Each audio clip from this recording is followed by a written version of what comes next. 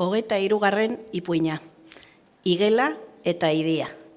Igelak ikusi zuen behin idi bat, guztia loditu eta gizen eginda zebilela zelaiko larrean. Eta begitan du zitzaion, bera ere hazi eta gizendu zitekeela idi ura bezala, bere azal eta larru zimurra betetzen bazuen nolabait.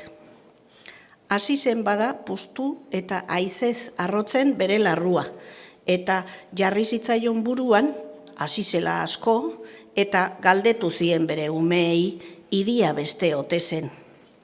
Erantzuten diote ezetz, gutxiagoaz ere. Puztuago egin zen berriz pusika balitz bezala.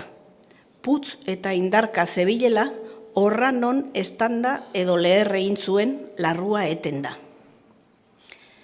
Ipuin honek erakusten digu, ez dugula harrotu behar, handiago, ederrago eta aberatzago izan naiz. Haizez gizendua, laster da galdua. Igotzen duenak goregi, jo beharko du beheregi.